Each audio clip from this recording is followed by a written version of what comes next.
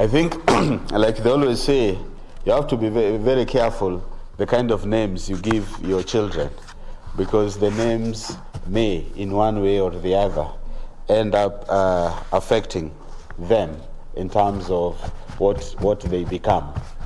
So, kiita mtoto mlevi, then it becomes a very risky situation in terms of how the kid grows up. Yeah, David is right. I'm Catholic, and actually at one time I was the chairman for my parish. I've been chairman of my CMA, but when I was appointed as PS, I requested to be relieved of that duty because two reasons. One, the nature of work was really not going to allow me to fully participate. I didn't want to be called chairman for the sake of being called chairman. I always want to be chairman for doing the work of a chairman. The work was not going to allow me to do that. And secondly, the role of the office.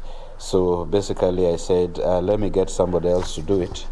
So God willing, when I go back after my tour of duty, I may go back to that position. So, having said that, let me start by actually appreciating David Omoyo, the CEO of Media Council. My speech says that we're going to have the Most Reverend Anthony, but it looks like Bishop is not here, but all the same.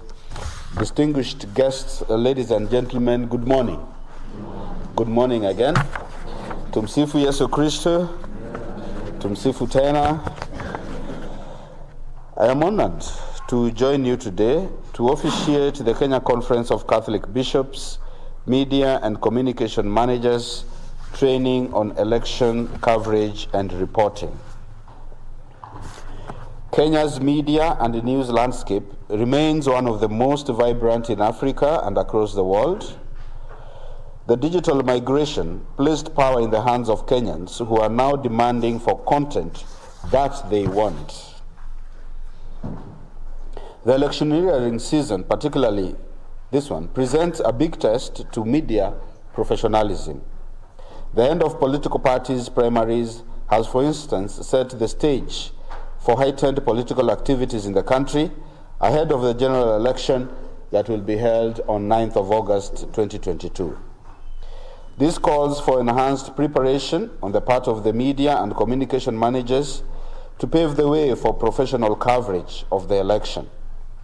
I commend the Chief Executive Officer of Media Council of Kenya, Mr. Omoyo, for organizing this training, which is very critical at this time. It is also noted that the Media Council of Kenya has conducted a series of election coverage training for journalists, media practitioners, and creative media content developers across the country. At least so far, 2,100 media personnel have been trained on election coverage over the last 2 months as part of preparation of the general election. The training content is drawn from the Media Council of Kenya election coverage guidelines and also our election training manual. The media ecosystem in the country has undergone unprecedented changes, and it is currently heavily populated by different people with different skills and talents, all generating and disseminating content to audiences. The public that was once viewed as passive consumers of mass media messages are now increasingly active participants in the information flow as content producers and also transmitters. Ladies and gentlemen, it is not in doubt that the media plays an indispensable role in the proper functioning of a democracy. Discussions of the media functions within electoral contexts often focuses on their watchdog role by unconstrained scrutiny and discussion of the election processes, success and failures of candidates, government, and election management bodies. Let me pause there and say, actually, I remember when we were celebrating the World Media Day at the Basilica, I think I threw out the challenge and actually asked whether the media has a role in the electoral process. And I think our answer was universal, and we actually said, yes, we do have a role. And indeed, we do have a role because there are quite a number of things that we need to do, more specifically in the area of information, that we provide the necessary, the correct, and the accurate information as regards the electoral processes. And as I was preparing this, I sat and flashed back and said, in 2007, what really went wrong? Of course, there are quite a number of things that really went wrong. But I always remember, and for those of you who were there that day, the argument had always been that on the night before the election were declared, let me now use the language they use. Usiku tukienda kulala, tuliangalia results, tulikuwa tunaona Raila ameongoza na over 1 million votes. So most of the people had actually gone to sleep, having declared the election. So now the argument was, what happened between midnight and 6 in the morning? Because the argument was, wakati tulipoamuka, tukaona mambo yamechange. So, reflecting on that, it essentially means that the population will really rely on the information that was being transmitted by the media, sindio? Because when they say tulipoenda kulala, basically that is what they saw being transmitted as the results. But then when they woke up in the morning, again, relying on the information that they got from the media, things had already changed, which clearly indicates the important role of us to give factual and real information. Fast forward that, recently you've heard the chairman of IEBC saying he has given room for media houses to, what is it called? To tally the results, isn't it? And that's a big challenge. But it's not a big challenge if we really focus on getting the correct information, because the correct information will only be one. That there is only one source of truth. We always call it one source of truth, which is basically the Form 34A that will be posted at the door, duly signed by the presidential candidate agents. It is going to be one Form 34A. But then where do we all get these different results, and yet there is only one source of truth? Again, I see a very big risk in that particular case, whereby you will find, say, for example, this is a polling center with quite a number of polling stations, that one media house is quoting a different number from another media house about the same polling station. Again, ideally, that is normally the beginning of conflict. So I think we have a very important role to make sure that we are actually capturing, and transmitting the right information, and the right information can only be found from one single source of truth, which will be that Form 34A that will have been posted on that particular wall for the election, for the center or for the polling station. Indeed, a very big challenge for us, because when we start getting all conflicting forms of information about results, then we have to be very careful. But we really have a very important role to play by making sure that we are the ones who are actually providing the citizens with the right information, and I believe we must always make sure that we are providing information that is true, accurate, and having been verified.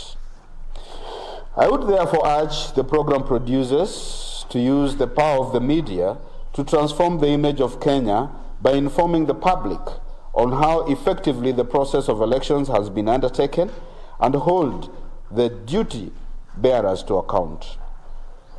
Yet the media also have other roles in enabling full public participation in elections, and this includes educating voters on how to exercise their democratic rights, reporting on the development of an election campaign, providing a platform for the political parties and candidates to communicate their messages to the electorate. Again, I've been seeing, of late now we are seeing quite a number of debate, and I think we really have a very important role also, that we encourage this form of debate, because it is from those form of debates that then you will be actually, as a citizen, and nowadays we appreciate the level of knowledge and understandings of our citizen, that they can actually gauge based on how one particular candidate is presenting themselves, then they want to extract leadership qualities from that particular candidate, and therefore we are not carried away by lies or misinformation. So I think the issue of having debates is very important, and we as media houses, we will need to encourage that by inviting especially various candidates, and most probably looking at for all of them, so that they give their side of the story. We also have a role to provide a platform for the public to communicate their concerns, opinions and needs to the parties and also to the candidates, and even also the electoral management body, the government, and also to other voters, and also provide a platform to enable voters to interact on other issues. We also have an important role to allow parties and candidates to debate with each other, which I've already mentioned, and also a responsibility of reporting results and monitoring vote counting. Again, just to emphasize what I was saying, that a very important role in ensuring that we are transmitting and providing the right information. And also we have a role of scrutinizing the electoral process itself. If you remember the Supreme Court ruling of 2017, I remember, and I can't paraphrase, but then one of the judges had mentioned that actually election is not an event. It is a process. So as we look at the results on that particular day, we also need to consider how have we prepared ourselves in this particular process that culminates on the voting of that particular day. So basically looking at the entire election process itself, that we also need to look at how electoral management is done, and also evaluate the fairness of the process, its efficiency, and also its probity. As media, we also have a role in providing information that, as far as possible, avoids inflammatory language and also help to prevent election-related violence. As watchdogs of the society, it is really incumbent upon the media to utilize the spectrum space responsibly to facilitate citizens to keep abreast of current events and also raise awareness of various issues in any society. It also has an extremely significant impact on the public view and thinking. Indeed, it's agreeable that really the public will very much depend on what we say about a candidate, on what we say about the process, because by the time us as media begin saying the election is flawed, then you begin implanting onto people's mind that something has really gone wrong. So we form opinions, and we also form people's way of thinking, and it's very important that we provide to our people the right information. If this is the media's role, then in normal course of event, it becomes even more vital in exceptional periods, one of which is electoral junctures, when the media becomes a primary player. Ladies and gentlemen, one of the worrying emerging trends in electioneering is hate speech, and we all have seen this. Such content, which often finds its way into the media space, can and does have grave consequences. If hateful content is left unchecked to spread on media platforms, it could escalate to incitement and also invoke or provoke violent confrontation.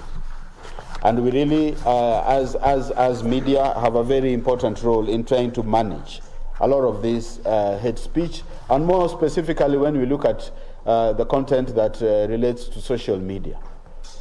That before our media channels or our social media platforms also escalate a particular source of information, I think it's always very important that we do a cross-check to actually verify whether the content that has been posted by Omoyo, as for example, is really true. Because by the time we begin propagating a false, then it becomes very damaging for us now to try and see how do we claw back this and send out an apology. Yet, as media houses, there are those people who strongly believe in us. So if you have a content that, say, for example, Radio Maria has picked from a particular blogger and actually goes ahead with it without verification, then it becomes really a big problem. What we are simply saying, we need to play that particular role of going that extra mile.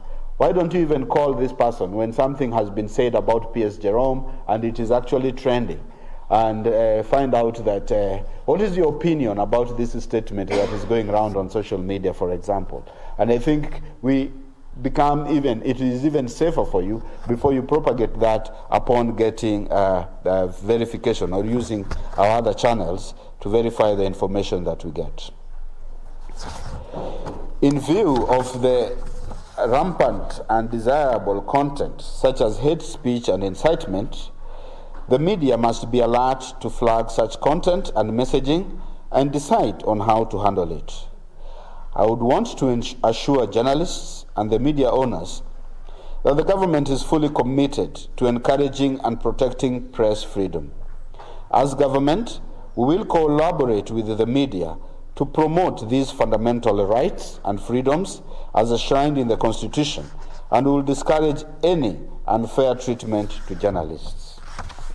However, as you may be aware, freedoms and rights too must be accompanied by responsibilities. Although the media has a role to play as society watchdog, the media also must be cautious against abuse of the power of the press and also shun acts of slander, defamation, violation of privacy, among other malpractices. As I conclude, ladies and gentlemen, I urge the media owners to employ professionalism with knowledge of the media laws and ethics, and also to uphold and protect the reputation of the fourth estate. I also call on the media to rally Kenyans towards common interest of peace and mutual coexistence. I wish you a very, very fruitful discussion during the next 2 days, and I thank you. Asanteni sana.